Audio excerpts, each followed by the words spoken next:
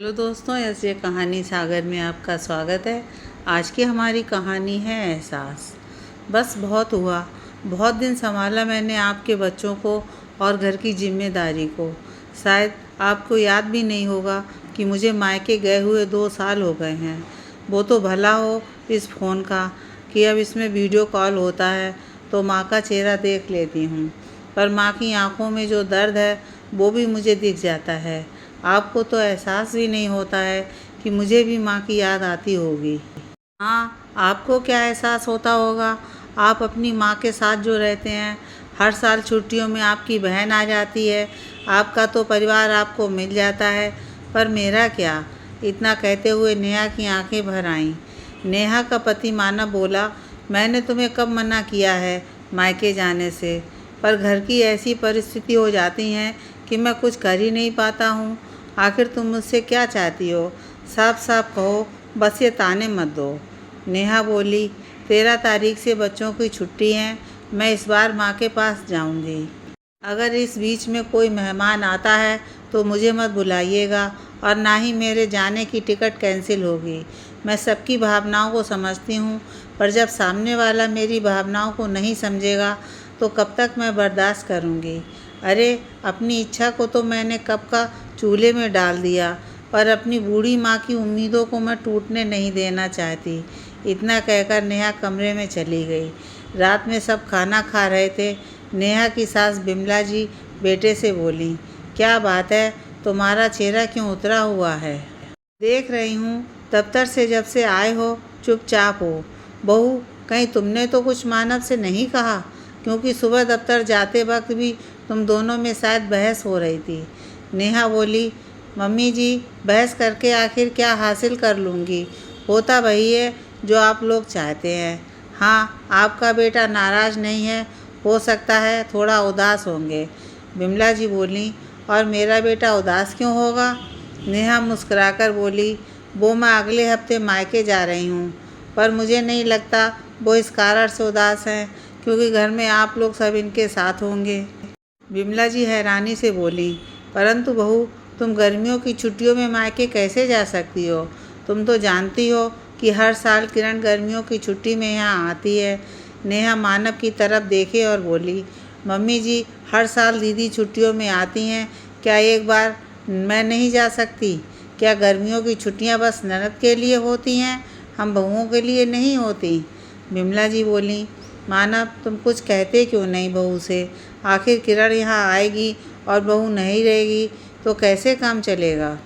साल में 1 महीना तो उसे मिलता है आराम करने के लिए, और फिर उसे मेरी इतनी याद आती है कि वो कहीं और न जाकर मेरे पास आती है। नेहा हंसकर बोली, सही कहा मम्मी जी, ननद को माँ की याद आती है तो वो मायके चली आती है, क्या बहू को माँ की याद नहीं आती? इतना कहकर नेहा अपने आंसुओं को छुपाने की नाकामयाब कोशिश करते हुए अपने कमरे में चली गई।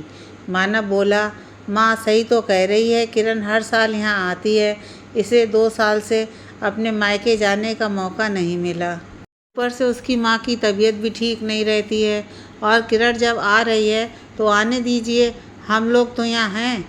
क्या नेहा जब नहीं थी तब क्या किरण मायके नहीं आती थी? बिमला जी बोली, हाँ वो तो है, पर तब की बात अलग थी। मानव बोला, क्या बात अलग थी? जब आती थी तो आप दोनों मिलकर घर संभालती थीं। जब से मेरी शादी हुई है तब से मैंने किरण को रसोई में जाते नहीं देखा है। ये तो गलत है। और अच्छा है ना, भाभी नहीं रहेगी तो आप दोनों माँ बेटी खुलकर बातें कर सकती हैं, और मेरे भी पुराने दिन लौट आएंगे, हम सब इकट्ठे रहेंगे। आप चिंता मत कीजिए। इतना कहते हुए मानव चला गया। करीब 1 हफ्ते बाद बिमला जी बोली, बहू, घर की थोड़ी सफाई कर लो, अगले हफ्ते किरण आ रही है, उसके आने से पहले थोड़ी साफ़ सफाई हो जाएगी तो मेरा काम कम होगा। और हाँ, जाने से पहले राशन पानी सब मंगवा देना, और हाँ, सूखा नाश्ता बनाकर रख देना ताकि शाम में मुझे चाय के अलावा कुछ और बनाना ना पड़े। अब बेटी यहाँ आएगी और उससे मैं ये सब कराऊंगी। हे भगवान, ये सब भी देखना पड़ेगा, सोचा नहीं था। नेहा मुस्कुराकर बोली, मम्मी जी, आप ही तो कहती हैं कि बेटी मायके की शोभा होती है। और बेटी का भी पूरा अधिकार होता है। और मैं तो आप सबको वो पुराने दिन जीने का मौका दे रही हूँ। जब मैं इस घर में नहीं थी तो आप लोग कैसे रहते थे? विमला जी बोली, हाँ हाँ, सुना लो बहू, अपने मायके में तुम भी काम करती होगी, पर ससुराल में अगर सास या ननद आने वाली होती है तो बहू को बोझ लगने लगती है। और ये कोई नई बात नहीं है। जब भी गर्मियों की छुट्टी में किरण आती है तुम कोई ना कोई बखेड़ा खड़ा कर देती हो, पर याद रखो मेरी बेटी आएगी ज़रूर। नेहा बोली, मम्मी जी, काश कि आप मुझे बहू ना समझकर अपनी बेटी जैसी समझती, तब आपको पता चलता कि जिस तरह से दीदी को आपकी याद आती है मुझे भी मेरी माँ की याद आती है। खैर कोई बात नहीं, जिस रोज़ आपको एहसास हो जाएगा वो दिन मेरे लिए ख़ास होगा। इतना कहकर नेहा चली गई। नेहा काम वाली के साथ मिलकर पूरे घर की साफ़ सफाई की काम करते करते वो थक गई। काम वाली बोली, भाभी जी, आपने कहा था सफाई के बाद आपको नमकीन, मठरी और मिक्सचर बहुत कुछ बनाना है। अरे इतना मेहनत जो करोगी बाज़ार से क्यों नहीं मंगवा लेती हैं? तभी विमला जी आईं और बोली, नहीं नहीं, क्या मैं अपने बेटी और उसके बच्चों को बाज़ार की चीज़ें खाने को दूंगी? अगर उनकी तबीयत खराब हो गई तो? और ये क्या बहू, काम वाली की मदद से तुम सफाई कर रही हो फिर भी थक गई? बताओ भला, अपने मायके जाकर क्या ही अपनी माँ को सुख दोगी? मैं तो कहती हूँ अगली बार चले जाना, इस बार यहीं रुक जाओ। नेहा चीखते हुए बोली, मम्मी जी आप चिंता मत कीजिए, मैं ठीक हो जाऊँगी। आपको या आपकी बेटी को कोई काम नहीं करना पड़ेगा। अब मुझे जल्दी जल्दी काम खत्म करने दीजिए। थोड़ी देर बाद आपके पोते को लाने का समय भी हो जाएगा और मुझे खाना भी बनाना है। पर याद रखिए इस बार तो मैं मायके जाकर ही रहूँगी। इतना कहकर नेहा फटाफट अपना काम खत्म करने लगी। बेटी के आने से पहले बिमला जी न जाने नेहा से क्या क्या काम करवाना चाहती थी। अगले दिन बिमला जी ने कहा, बहू किसी को बुलाकर बाथरूम वगैरह भी साफ करवा दो। बच्चे आएंगे तो गंदगी होगी और फिर बेटी से मैं बाथरूम साफ करवाऊंगी, ये तो अच्छा नहीं लगेगा। नेहा हंसकर बोली, क्यों मम्मी जी, जब ये घर बेटी और बहू दोनों का है तो बहू बाथरूम साफ कर सकती है तो बेटी क्यों नहीं? क्या दीदी स्नान करने के बाद अपने घर का बाथरूम साफ नहीं करती होंगी? विमला जी बोली, बहू तुम्हें नहीं लगता तुम कुछ ज़्यादा ही कह रही हो? करना है तो करो, वरना किसी और को बुलवाकर साफ करवा दो। नेहा के जाते ही मानव बोला, माँ उसे 1 हफ्ते बाद अपने मायके जाना है। आप हर रोज़ कुछ ना कुछ काम दे रही हैं, ऐसा ना हो कि वहाँ जाकर वो बीमार पड़ जाए। विमला जी बोली, किसने कहा था ऐसी छुई मुई पत्नी लाने के लिए? सर्दी गर्मी आती नहीं कि तुम्हारी पत्नी के नखरे शुरू हो जाते हैं। मानव बोला, माँ आप जानती हैं वो काम करने से कभी पीछे नहीं हटती, परंतु अगर तबीयत ही खराब हो जाएगी तब तो ना तो आपकी बेटी की आवभगत हो पाएगी और ना ही वो मायके जा पाएगी। याद रखिए उसने ठान लिया है कि वो मायके जाएगी, इसका मतलब वो जाएगी। पीछे से सब कुछ आपको ना करना पड़ जाए इसलिए कह रहा हूँ। इतना कहकर वो चला गया। दूसरे दिन नेहा का बदन गर्म था तो वो लेटी हुई थी। मानव बोला, ये सब थकान की वजह से हो रहा है। नेहा बोली, और आप जानते हैं ये थकान मुझे किसने दी है? मानव बोला, अब मैं माँ को क्या समझाऊँ? 1 हफ्ते बाद तुम्हें जाना है और 2 हफ्ते बाद किरण को आना है। समझ में नहीं आता आखिर घर में चल क्या रहा है। जैसे ही किरण को खबर मिली कि नेहा की तबीयत ठीक नहीं है, वो बिमला जी से बोली, मेरे आने की खबर सुनते ही भाभी हर बार सर पकड़कर बैठ जाती हैं। वहाँ आकर मुझे सब कुछ करना पड़े फिर क्या फ़ायदा मायके आने का?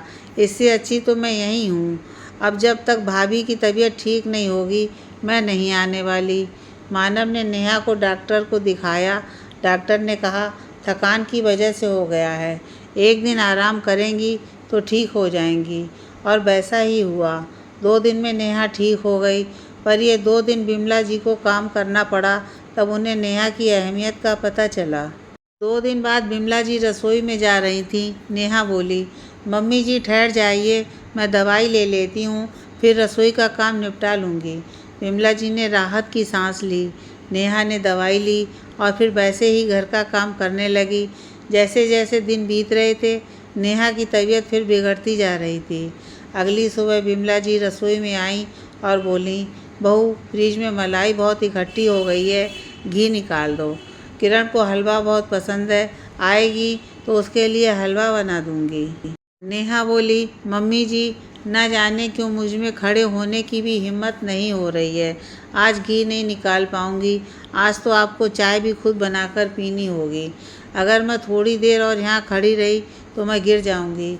इतना कहकर नेहा अपने कमरे की तरफ चली गई। विमला जी काम वाली को बोली, तेरी भाभी तो थोड़े से काम में सही थक जाती है, अब तुम ही मेरे लिए चाय बना दो। काम वाली चाय बनाकर विमला जी को दी और बोली, अम्मा जी, एक बात कहूँ, भाभी की जगह अगर आपकी बेटी होती तब भी क्या आप ऐसा ही कहती? आपको पता है, बिट्टू को रखने की जिम्मेदारी भी उन्होंने अपनी एक सहेली को दी है, क्योंकि वो बस स्टॉप तक भी नहीं जा पा रही हैं। भाभी की तबीयत सच में बहुत ख़राब है। विमला जी बोली, अरे कुछ नहीं होता है, थोड़ी सी थकान है, आराम करेगी तो अपने आप ठीक हो जाएगी। तुम अपना काम करो। इतना कहकर विमला जी आराम से चाय पीते हुए अपनी बेटी से बातें करने लगीं। शाम में जब मानव घर आए तो नेहा को देखकर बोले, क्या बात है, आज फिर तुम थकी थकी लग रही हो।